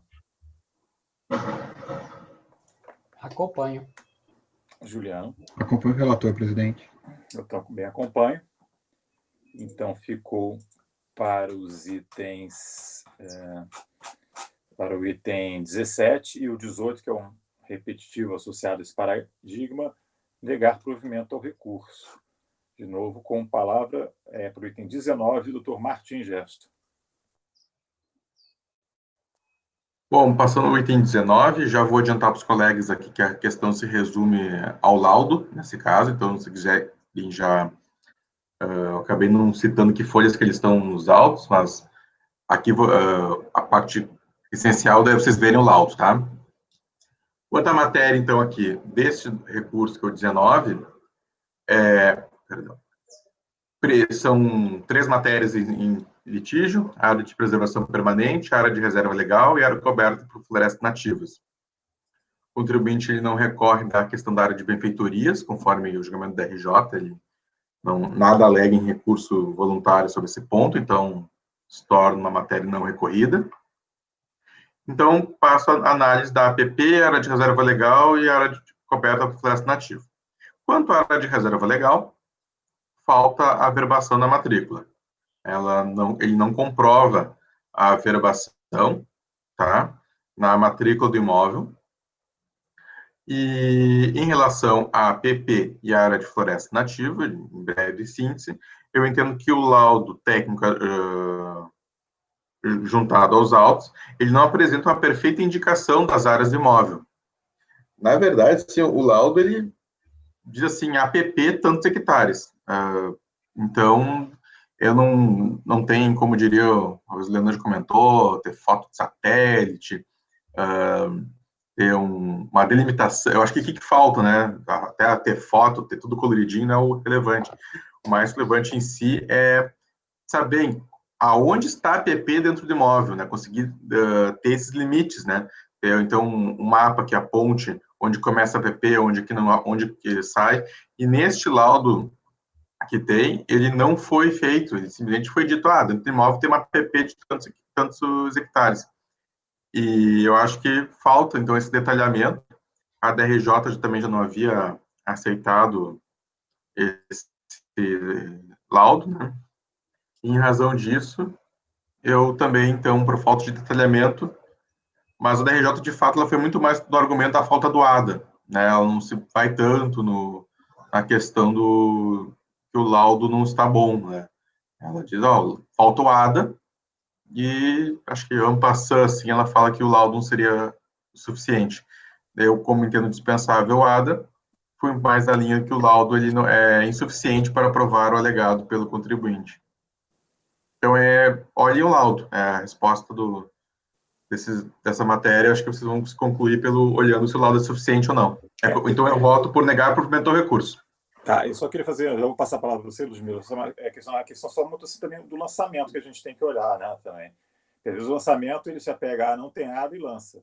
E às vezes ele fala, não tem o ADA e não foi trazida a documentação, não trouxe laudo, não trouxe documento que suporta. Então, a gente tem que tomar um cuidado aí para não inovar na argumentação, né? Se o lançamento foi só com... Eu não abri esse processo ainda, mas se o lançamento foi só com falta de ADA, a gente chegar e levantar, mas o laudo não presta, às vezes a gente pode estar inovando aí numa questão que nem fez parte do lançamento, né? Então, eu só tenho esse detalhe para colocar.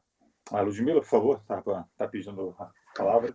Não, eu analisei o laudo, ele está as folhas 28 a 23, não tem laudo, né, Martim, juntado nem sede de impugnação, nem de recurso voluntário, então o laudo que é apresentado é só o que foi apresentado, o laudo que a gente está apreciando é só o apresentado quando do termo de intimação fiscal, é de fato um laudo muito deficiente, como o conselheiro bem colocou, há apenas a indicação do valor total, não tem como que esse valor foi apurado, não tem imagem da vegetação, não tem detalhamento de fauna, de flora, não tem nenhuma indicação dos recursos hídricos que teria na região, então simplesmente um laudo muito falho. Só agora analisar essa questão que você colocou, do que ele foi intimado a apresentar para a gente concluir isso, mas o laudo, eu estou em sintonia com o que o relator colocou, pela inaptidão do documento, apesar de ter o ART acostado aos autos, mas muito, muito deficiente mesmo.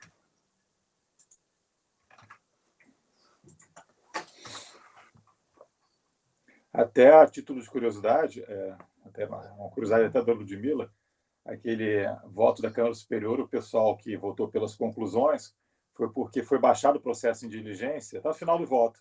Eles baixaram o processo de diligência e verificaram que tinha pagamento. Então, a conselheira relatora fez todo um arrazoado sobre que não cabia, né, a decadência, quando mesmo não tendo pagamento, mas no caso tinha pagamento, então alguns voltaram, acredito que seja por isso, porque naquele caso concreto, além da declaração, tinha pagamento, tá, esse precedente. Mas só para fazer um esclarecimento que a Ludmila ficou curiosa. Presidente, em relação a esse caso aqui do 19, o contribuinte ele declara na sua DITR, né, área APP, 0, área de reserva legal, 0, coberta por florestas nativas, 0. Uhum. É aquele caso típico que a gente vê bastante, que foi o que o Caio comentou na ação passada, no voto do Donan, né? Uhum. O contribuinte ele não teve uma glosa de APP ou área de reserva legal.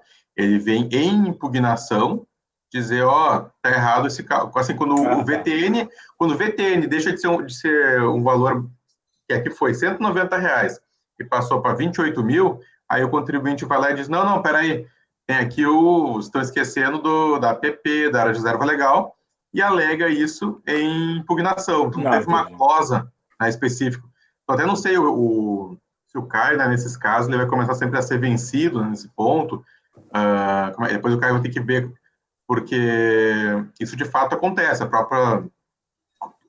Quase todos os meus votos, acho que vão ser nesse sentido, geralmente, né? A gente vê muito casos da DRJ de Campo Grande, ela acaba apreciando, né, sempre o mérito, e a gente acaba tendo que entrar no mérito que também, né, porque é o nosso entendimento. Então, esclarecendo esse fato aqui, não foi indeferido por causa do ADO, né? Na verdade, o contribuinte ele tenta tirar de 0 para 200 hectares, por exemplo. E aí faz uma alegação. Eu entendo que a prova que ele apresenta para essa alegação é insuficiente. E a DRJ fala do laudo e do ADA. Correto. Caio, com a palavra. Não, só para deixar fazer essa colocação com o Martim, eu realmente vou ficar nessa posição. Vai ser uma vitória uma derrota de pirro, vou chamar assim, porque eu acabei de ser comunicado, inclusive, que a minha portaria de dispensa já foi encaminhada e deve sair antes de novembro. Então, vai ser essa a votação e só. Tá? Ok. Então, é o legado que você vai deixar, né, Caio? Muito grande. Então tá, vamos para todos prontos para votar, então? Vamos lá. Doutor Mário. Acompanhe o relator, presidente. Ricardo. Acompanho o relator. Ludmila. Eu acompanho também, principalmente porque esse caso há ainda uma pretensão de retificação sem a devida prova cabal para tanto. Eu acompanho o relator, presidente. Caio. Eu divido com relação à admissibilidade e no mérito acompanho. Leonan. Eu acompanho o relator. Juliano. Acompanho o relator, presidente. Eu também acompanho. Então ficou dispositivo similar daquele outro, né?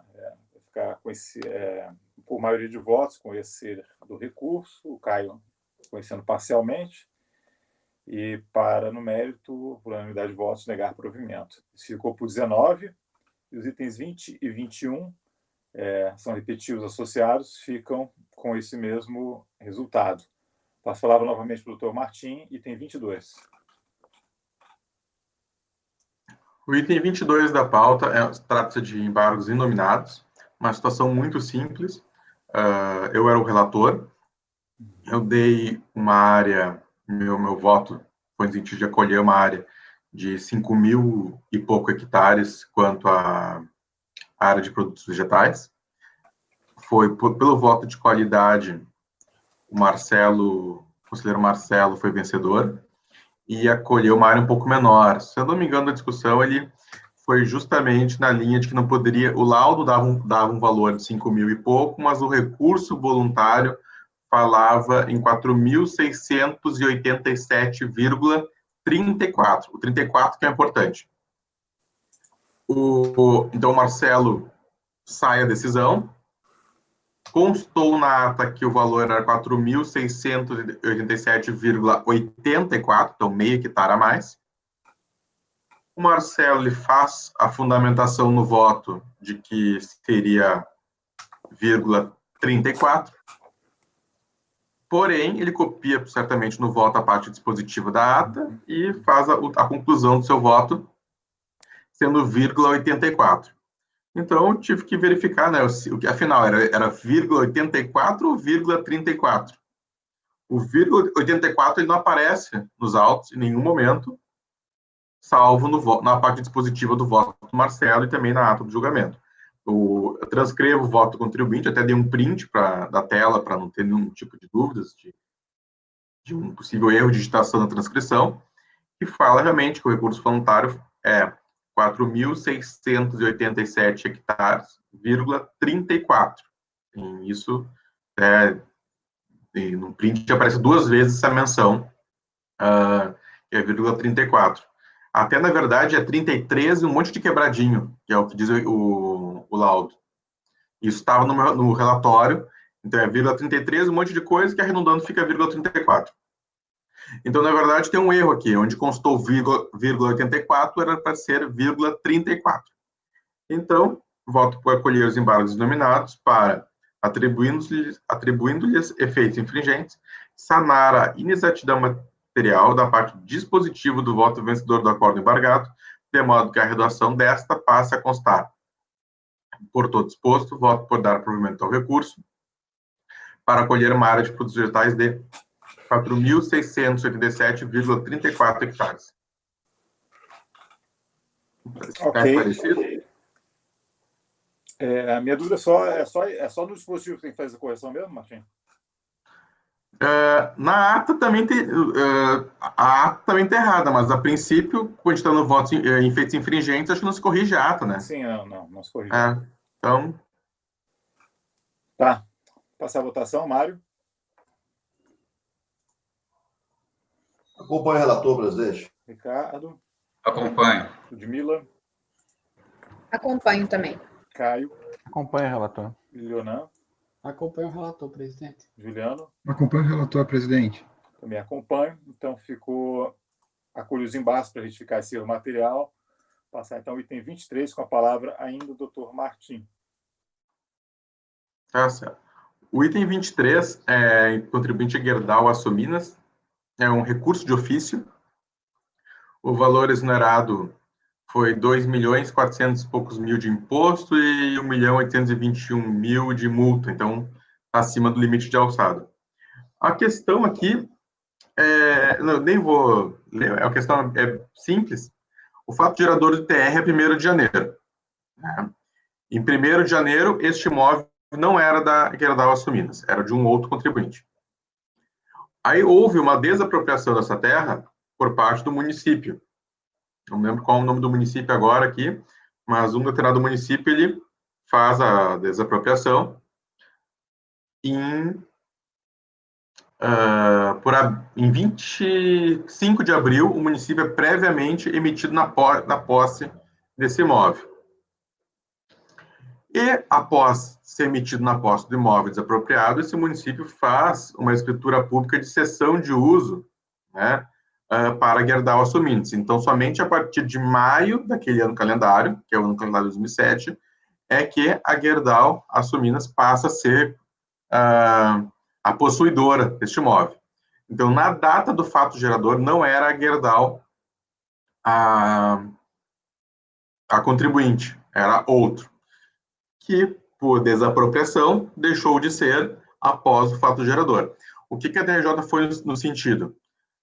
A Gerdau não poderia, na época do fato gerador, ela não era proprietária. Quando o município ele faz a desapropriação, ocorre aquela questão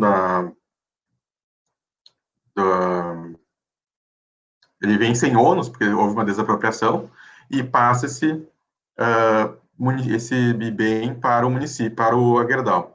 Então, se caberia cobrar de alguém esse tributo, seria ao contribuinte que era proprietário em 1º de janeiro do ano de 2007, e não consta aqui no voto, mas da RJ lá, acho que chegou a comentar isso em algum lugar aqui no relatório. Então, por a Gerdau não ser a proprietária do bem na época do fato gerador, houve um erro de identificação do sujeito passivo e foi afastado o lançamento e desconstituído o crédito tributário pela DRJ de origem, entendimento a qual eu compartilho e razão pela qual eu nego provimento ao recurso de ofício. Ok, dúvidas? Ô, presidente, Por favor. eu queria a vista desse processo, eu acho que estava aí, assim, eu queria dar uma olhada com mais calma aí, talvez uma vista de mesa, se for o caso. Ok. Vou Vou voltar. botar aqui vista de mesa para o item do 23, ficou com vista de mesa para o Mário. Tá? E passo a palavra novamente para o doutor Martim, item 24.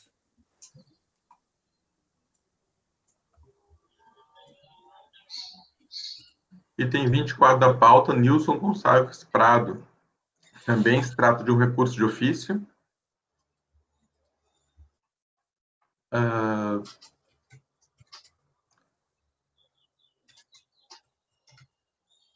Bom, aqui eu acabei transcrevendo boa parte dos trechos da RJ, eu vou dar uma lida por cima aqui das partes mais relevantes, tá? Mas, basicamente, é ITR, que é a discussão. Então, primeiro é uma revisão de ofício de erro de fato, né, do imóvel. Não obstante a atuação restringir-se à glosa integral das áreas de produtos vegetais, de 30 hectares de pastagens, 9.291,8 hectares, além da substituição do VTN declarado, que era 8 milhões, foi arbitrado em 15. Impugnação contribuinte legou ocorrência de erro de fato nos dados constantes na correspondente da ITR, pretende que a área total do imóvel já tenha alterada de 9.356 para 9.260, conforme quadro demonstrativo. Entendeu a DRJ que, indo à parte que importa, para comprovar o pedido de alteração da área total do imóvel, de 9.356 para 9.260, foi juntado aos autos cópia da planta gel referenciada da Fazenda das Flores, conforme folha 550, tem como cópia da certificação do INCRA, de folhas 437, comprovando a ocorrência de erro de fato na informação da área total na DTR 2009, e por isso deve ser acatada essa alteração. Salientes que a área medida de 9.260, constante na CCR de folhas tais, foi obtida por georreferenciamento, previsto na Lei 10.237 de 2001, regulamentada pelo Decreto 4449. Não obstante, conforme a informação do impugnante, ainda não ter sido realizada a retificação da nova área do imóvel, com base no trabalho de georreferenciamento no cartório de imóveis, entendo que os documentos encostados aos autos serão autuáveis para acatar a área total medida do imóvel de 9.260,2 hectares. Dessa forma, com os documentos acostados aos autos, cabe alterar a área originalmente declarada, que passa então a ser 9.260,2 hectares. Quanto à área de produtos vegetais de pastagens, né, foi declarada 30 de produtos vegetais e pastagem 9.291, que foram glosados pela fiscalização por não ter apresentada a documentação comprobatória requerida. Ele possui uma área de cultivo de milho de 30 hectares, cuja colheita se destina à alimentação do gado apacentado no imóvel, afirmando ainda que, devido a isso, a produção de lavouras não é comercializada com terceiros. Alega também que existe no imóvel uma área destinada à pastagem que pode ser comprovada por meio de cartão de vacinação do IMA, juntamente com nossos fiscais de compra e venda de gado, estoque movimentado por todos os herdeiros, afirmando que teria havido a vacinação de 12.573 cabeças de gado, quantidade suficiente para comprovar a área glosada. Contudo, que impeça declarado glosado uma área de pastagem de 9.291,8 hectares, o imponente requer a dimensão de 9.195,2 hectares, conforme o quadro demonstrativo elaborado por ele, a folha 120 e 121. Entendeu a DRJ de origem que aqui o mínimo era 0,50 por hectare, cabeças por hectare, né? Daí, o terceiro parágrafo. O impugnante juntou aos autos documentos da agrodefesa referente à vacinação contra a febre aftosa de bovinos no imóvel, folha 159, na qual consta que foram vacinados 12.850 bovinos no primeiro semestre de 2008 e 11.810 bovinos no segundo semestre de 2008. Assim, com esse documento hábil de comprovação do rebanho existente no imóvel do ano de 2008 e de 2009, é possível estabelecer uma média anual do quantitativo de animais de grande porte, 12.330 cabeças, que somos 2 a 2 dividido por 2, que é suficiente para acatar uma área de pastagem de 9.225 hectares, equivalente à soma da área de pastagem requerida, com a área de 30 hectares de produtos vegetais, utilizada como forrageira de corte, como alegado pelo impugnante, observado o índice de lotação de pecuária do imóvel e fiscalização de regência da matéria. Como esclarecer que a área glosada de produtos vegetais, 30 hectares, está sendo considerada como área de pastagem, forrageira de corte, nos termos da lição de regência da matéria. Entendo que não merece reforma. Daí tá, tem mais umas explicações ali, né?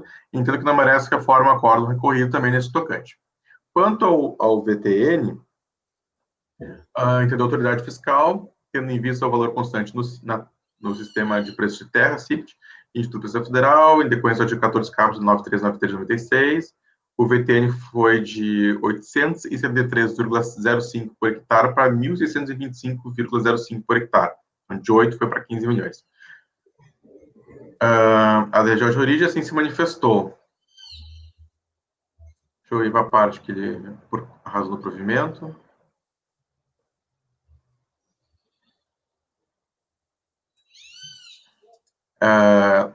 Mais ao final, ainda na fase de intimação, foi apresentado o laudo de avaliação em anexo, folhas 86 e 111, acompanhado da RT de folhas 112 e 113, elaborado pelo engenheiro agrônomo, onde foi indicado especificamente as folhas 99, que o imóvel teria um VTN de R$ 8.168.860. Esse inferior ao da ITR, que foi de R$ 8.168.910,67, conforme folha 7. Contudo, a fiscalização não acatou, por entender que não preenchia todos os requisitos da NBR 14.653 da BNT. O contribuinte apresentou um novo laudo, as folhas 438 a 546, elaborado pelo engenheiro agrônomo Adalto Ribeiro Franco, a RT de folhas tais, com VTN de R$ 8.983.402, 970,11 por hectare. Especificamente a folha 449 para contestar o VTN arbitrado para o ITR 2009. No obstante o indicado do VTN retrovacinado, verifica-se que sua forma de cálculo encontra-se equivocada, visto que os valores das vitorias e costuras são deduzidos do valor total do imóvel, valor venal, esse indicado no laudo, especificamente a folha 447, como sendo 18 milhões quebrados. Portanto, considerando o artigo 10, parágrafo 1º, inciso 1 da Lei 9396, que deve ser excluído esses valores do VTN. Dessa forma, considerando o valor venal do imóvel indicado na folha 447, 18 milhões, deduzidos os valores de benfeitorias, 1.558.000, e de culturas, passagem de floresta, que é 6.136.000, resultará um VTN de 10.541.402 reais, ou 1.138,36 por hectare, sendo considerado uma área de 9.260,2 hectares. Pois bem, o laudo de vacina imóvel elaborado profissional legalmente habilitado, nas condições responsáveis pelas informações e conclusões de trabalho por ele desenvolvido, fornece elementos que cabem ser considerados com a finalidade que se propõe, revisando o VTN arbitrado pela autoridade fiscal. Bom, então, por essa razão, ele acaba acolhendo esse VTN, ele dá uma consertada no laudo para fazer as exclusões, conforme prevê o artigo 10, parágrafo 1º, inciso 1, que o laudo não havia excluído os valores, né, das construções, instalações, e acaba acolhendo esse valor de 1.138,36 por hectare. Diante disso,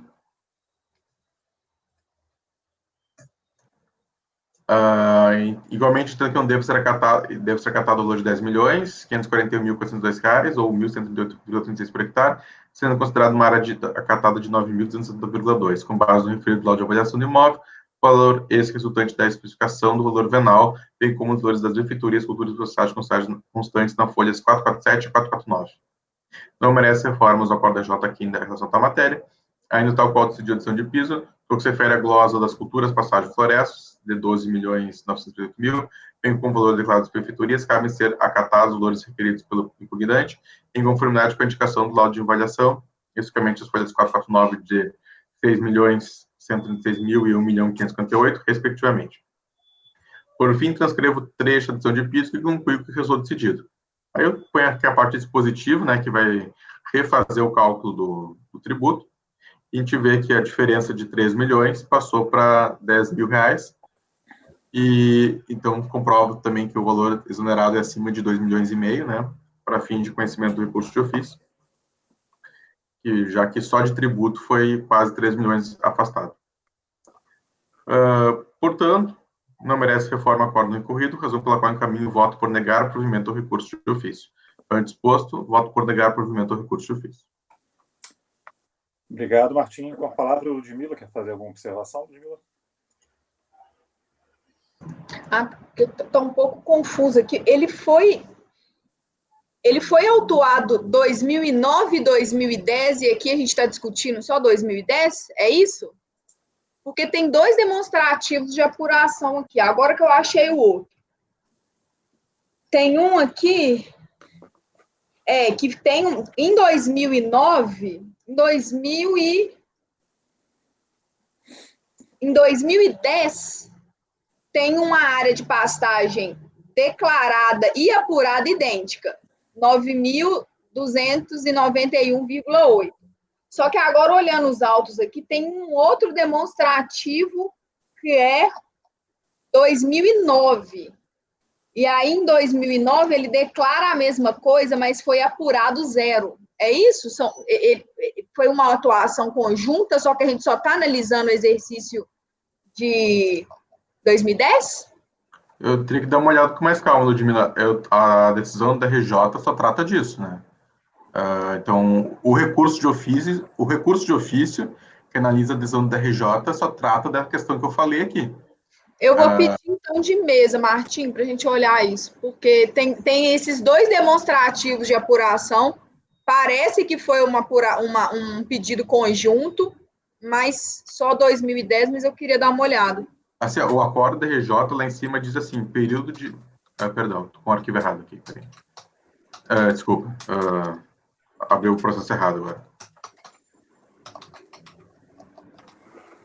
Fica com a vista de mesa, então, Ludmila. Você tá certo. No acordo da DRJ tá só exercício 2009. Isso. Só que eu achei estranho ter o 2010 aqui, eu fiquei olhando ele um tempão, tô induzida a erro, porque em 2010 o que ele declara é acatado, sabe? Eu vou dar uma olhadinha e a gente volta. A notificação de lançamento só diz exercício 2009, tá? Mas olha só, as folhas... Cadê? Deixa eu achar, peraí que eu fui abrindo.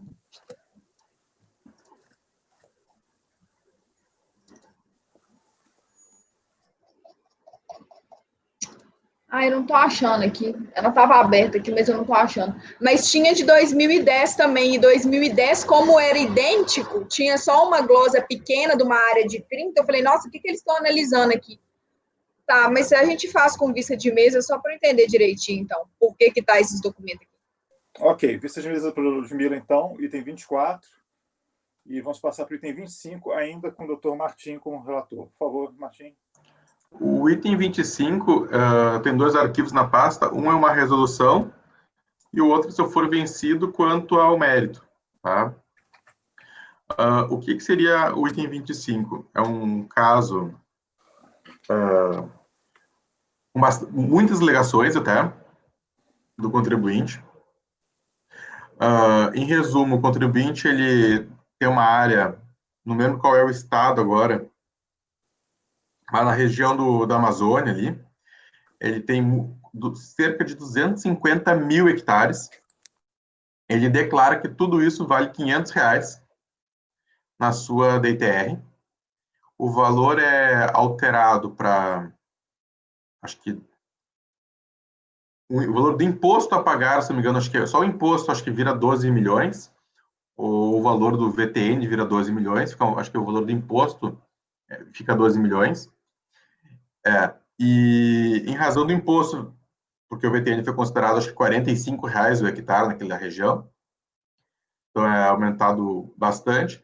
Daí ele vem em impugnação e faz diversas alegações de áreas ambientais, né, de interesse ecológico, EPP, etc. Só que não consta no processo a tela do CIPT. Tá? E o que indica no lançamento é que ele foi feito com base nas DITR dos contribuintes daquele ano. Tá? Tem essa indicação. Por isso que já fiz um voto quanto ao mérito. E, a princípio, já está bem claro o que o CIPT não considerou aptidão agrícola, a tela do CIPT, e que o lançamento já foi feito com base, sem consideração da aptidão agrícola, o que reduziria o valor do tributo de 12 milhões para R$ 100, que é o valor originalmente declarado.